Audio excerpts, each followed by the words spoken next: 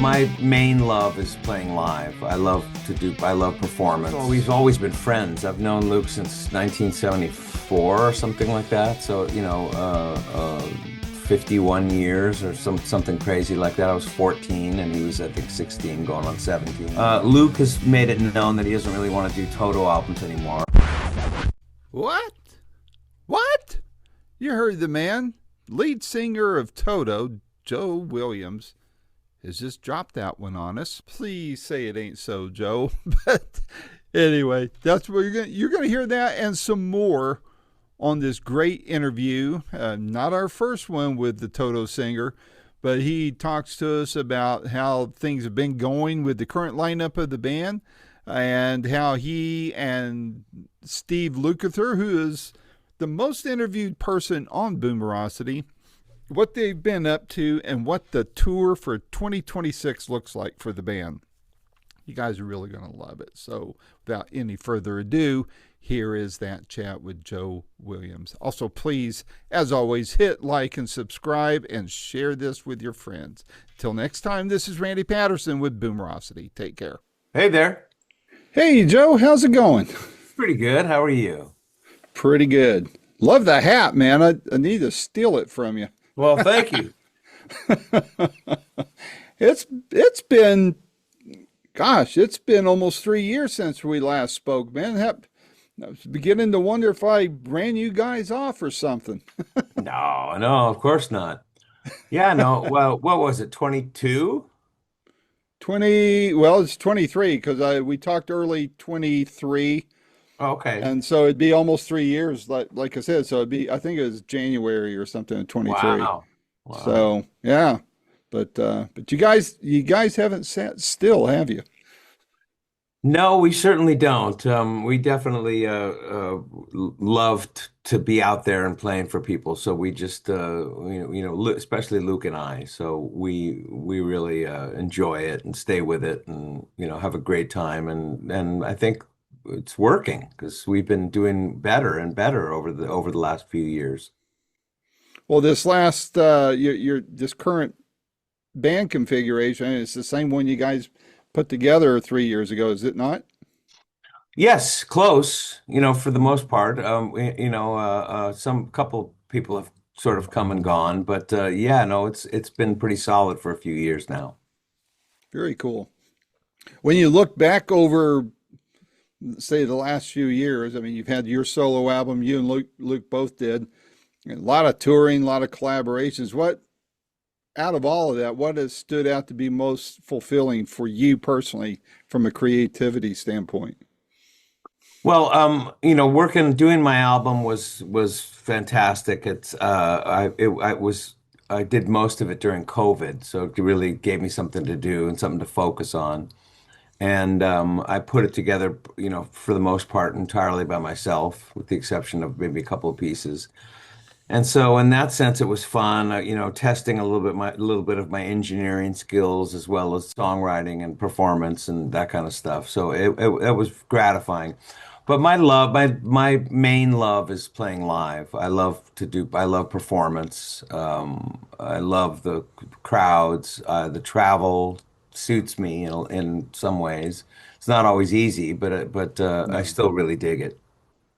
Well, last time I saw you guys, it was here in Knoxville, and you guys were touring with Journey. And man, I mean, each band, are great bands standalone, but to put you guys together, wow.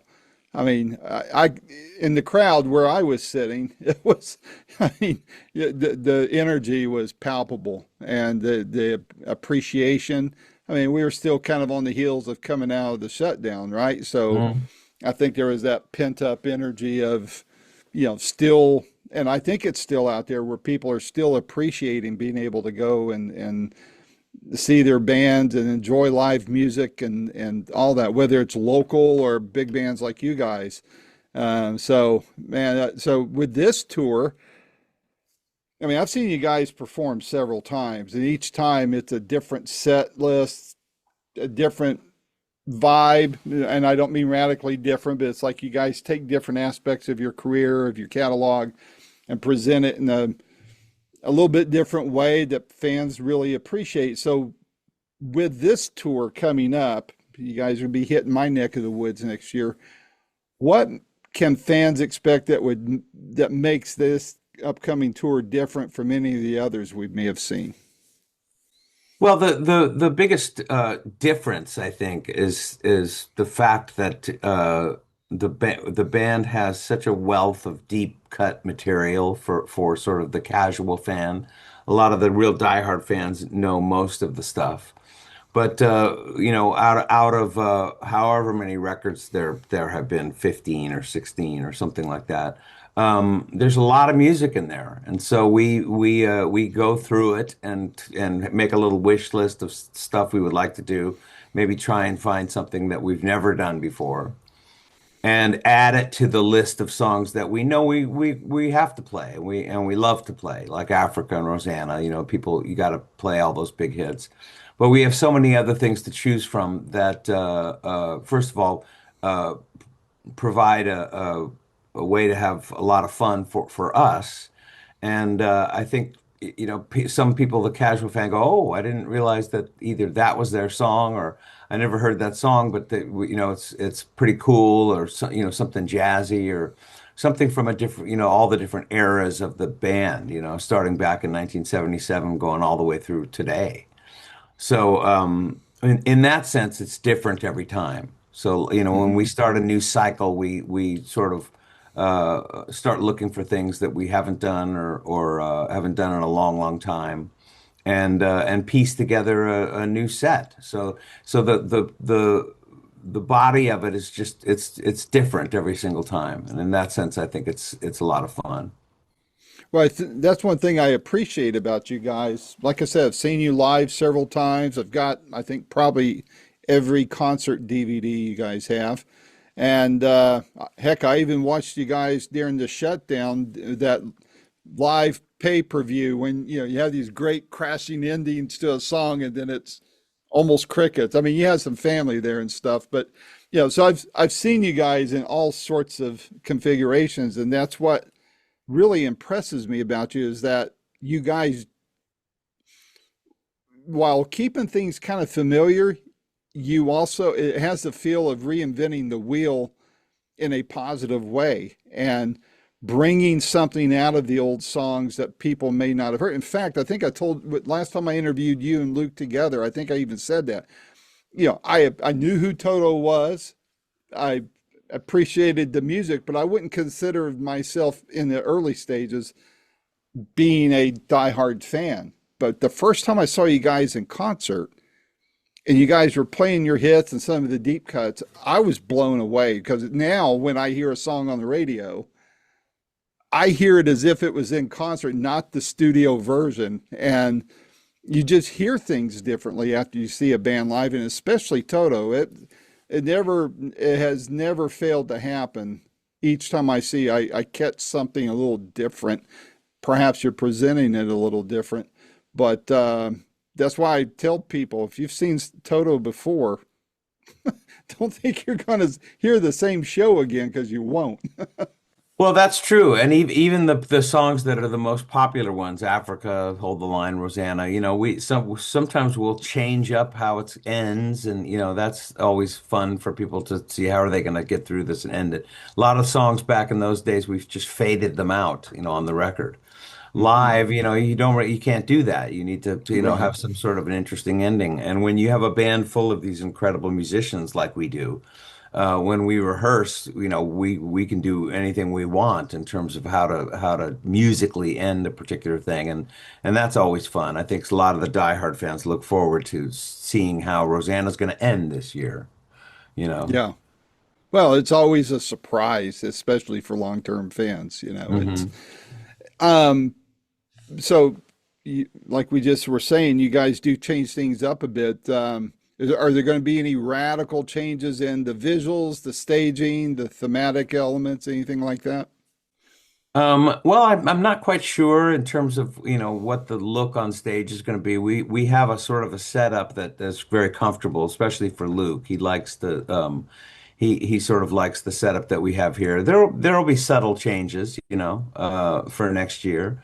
and then some bigger ones like some of the songs we're doing. I don't either have never been done. We like to at least have one that's just a real departure from sort of the regular set list kind of thing. Hmm. And it's we try to keep it as fresh as we possibly can each time. So we'll see. We have yet to sort of get into rehearsals where some of those decisions are made. So once we get there, we'll be able to look at, for instance, the stage and see if we want to alter it in any way. Hmm. Nice.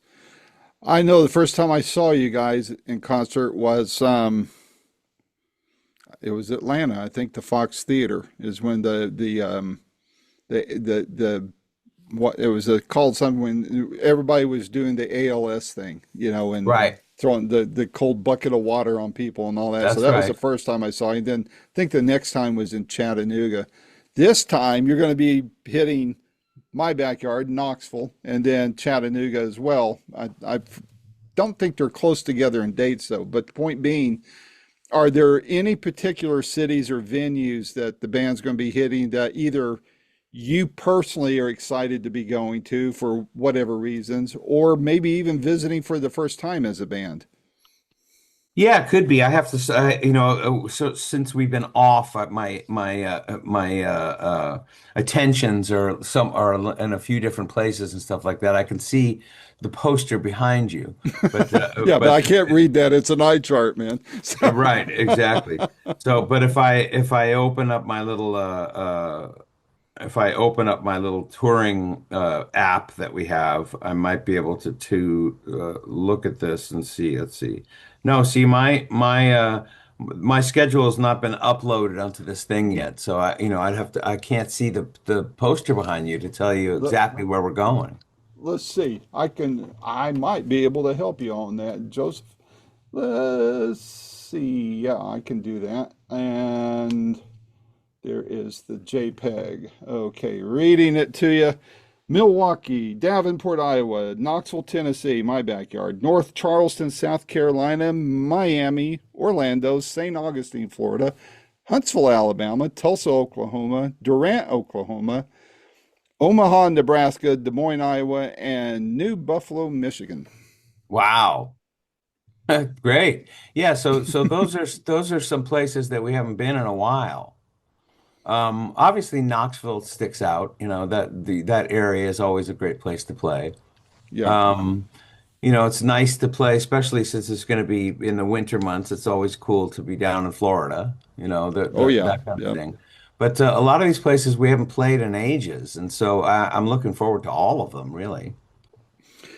Well, Toto fans, I mean, my observation has been, you would know better than I, that Toto fans actually span, generations now. So, you guys hit the stage as a band in the 70s, and now, kids and grandkids are attending your shows.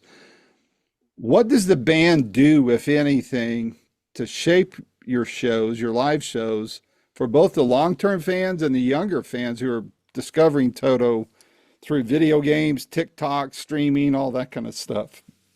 Yeah. Well, we just try and keep our energy as youthful seeming as possible. I think that helps. But it's the songs that really do the work for us, especially when it comes to younger generations finding the band. Africa is one of those songs that has shown up in so many different places, in so many different time periods over the years, and stood the test of time, and been covered by different bands, that kind of thing. And so a lot of kids are discovering it on their own. There's a little bit of a re discovering of some of the music from the 80s, with the younger generation. And on top of that, like you said, sometimes a parent will who was a huge fan when they were a teenager, bringing their kids to see the same music. I know that when I was raising my daughters and driving them to school every day, I didn't make them, but I couldn't help but put on what was my favorite thing to listen to in the car, which was the Beatles. And Hmm. so by the time they were in high school, they knew the whole collection of Beatle tunes. and could sing all the harmonies with me in the car. So I think the same is true for Toto. A lot of parents who are fans are bringing their kids to see the band that they were, have been a fan of all these years, and to the surprise of many, kids are recognizing songs like Africa independently of what their parents have introduced them to, that kind of thing. So and we just try and keep it fresh, keep our performance of these things and as fresh as possible, new endings, energy on stage, running around. We have some younger guys in the band now, which works really well for the rest of us in our 60s. I feel your pain there, man. Yeah. So I one of the things I feel, and I know you guys have heard this a lot over the years, but for me, both as a fan and I feel because of all the times I've interviewed you and Luke separately, together, Pace once or twice, that kind of thing.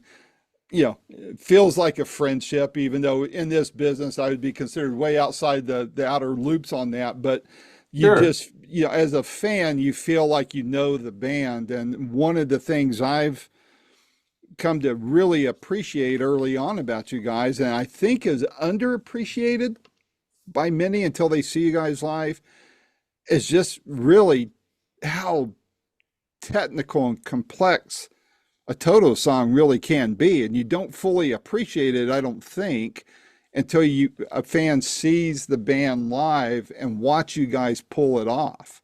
And Hmm. I think you guys pull it off, making it look pretty easy. But to that point, is there a song that remains challenging for you or for the band or a member of the band that when you guys perform it live? And if so, are you guys going to have it on the set list next year? Or is it too early to tell? It's a little bit early to tell. Like I said before, we fill the set with new, deeper cuts and things that we haven't done before. Sometimes because we don't know if we're going to be able to pull it off live, which is what makes sometimes the rehearsals that much more fun. It's a little challenging. Try and find something that's a little bit challenging.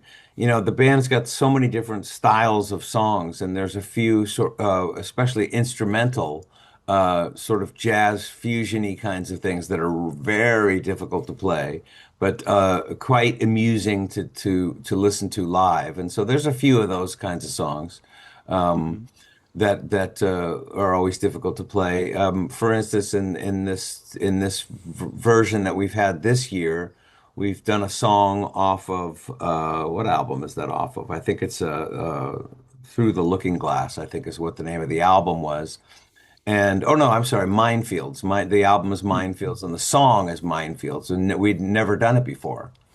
Oh, And so starting from scratch and figuring out how to make it work live is always a little bit of a challenge. But yeah, there's always something that's a little bit more requires a little bit more work to get it together.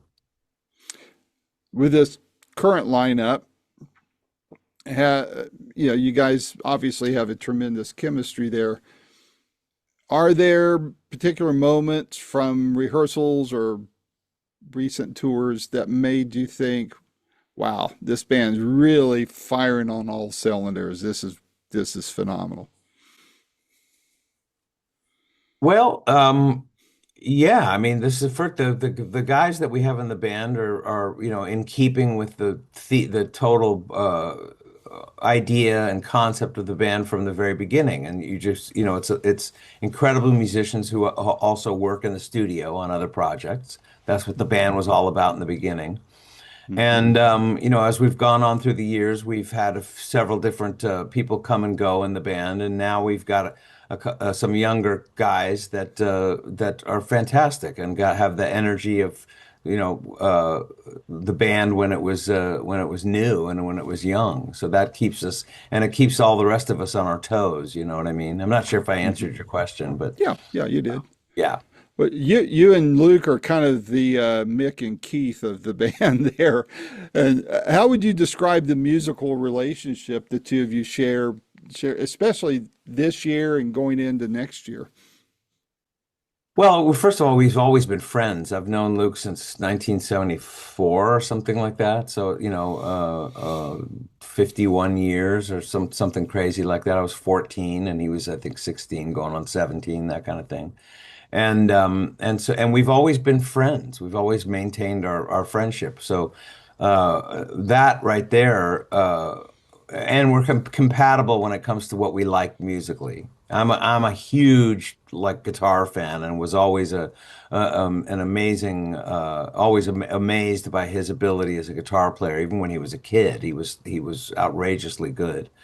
And I still to this day, visually you can tell I love it when he's playing and soloing and everything. That's one of the fun parts for me on stage is being able to just sort of hang around and listen to all these great musicians. But Mm-hmm. so Luke, Luke and I like a lot of the same things, and we there's so many songs for us to choose from. It's usually not hard for us to come to a consensus on what we should be doing. We definitely like a lot of the same things, and he likes my voice. He likes, what I do and bring to the group, and it's nice for us to have each other as and our friendship out there on the road. We've always gotten along over all the years, and have never really had any kind of conflicts between us. There's always conflicts between, people, band members and stuff, especially bands that have been around for as long as something like Toto. But we have the slightly unusual relationship in that we still really get along. We hang out together. When we took our break between the last tour and this upcoming thing in South America, we went together to a place down in Florida to just have a little couple days off. So we hang out together, but aside from actually touring and everything. So so we're compatible in that way. Well, it comes across from the stage to the fans too. I mean, sometimes you can tell, with certain bands that I won't name, that they're just getting, going along to get along type of thing. They're there for whatever reason, obligation, money, whatever. But every time I've seen you guys perform, regardless of what the rest of the band makeup is, you could always tell there's something there, a very familial type of bond between you two, and it projects out to the audience. I mean, everything else could possibly be going to, hell in a handbasket, but you two always seem to be very, almost like conjoined twins, emotionally at least, and Hmm. I think fans appreciate that, you know. Absolutely. Yeah. But now I know there's been a lot of stuff, as far as, I'm not bringing this up to be negative. It's to ask a question about the future. I know there's been, legal tanglings and things like that. And so it limits to what you guys can do, at least from what I've read in other interviews and other press. As it stands now, are there any plans for Toto to do any new music tied to the 2026 tour, or whether it's a single, a live album, or maybe some previously unreleased material? Well, there's a good chance we may do something. I'm not sure what I would call it, something new for perhaps the 50th anniversary year, which we're still a couple of years away from.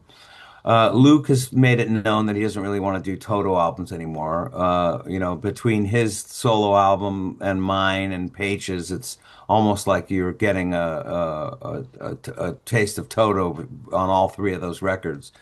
But I say never. So we'll Yeah. see how it goes and see what happens. But there could be something new for the 50th anniversary. Oh, cool. Something to look forward to there. All right, man. Well, listen, I'll catch you in either Chattanooga or Knoxville, and then maybe we can bump elbows backstage. And in the meantime, you guys stay well, and I'm looking forward to seeing you guys. Tell Luke I Great. said hello. I sure will. Thank you so All much. right. Take care, my Talk to you friend. soon. Bye-bye. Bye bye. You too. Bye-bye. This has been another fun-filled episode of Boomerocity with your host and producer, Randy Patterson. The theme song is Roll the Dice and is recorded and used by permission from Quinton Hope. Quinton is spelled Quinten, and Hope is Hope. And you can find out more about Quentin at quentinhope.com. Post-production is done by Cardinal Sins Productions. The Boomerocity name, logo, and content is copyright protected. Segments may only be used with written permission by Boomerocity and/or its assignees. Inquiries should be directed to input@boomerocity.com. Copyright 2025.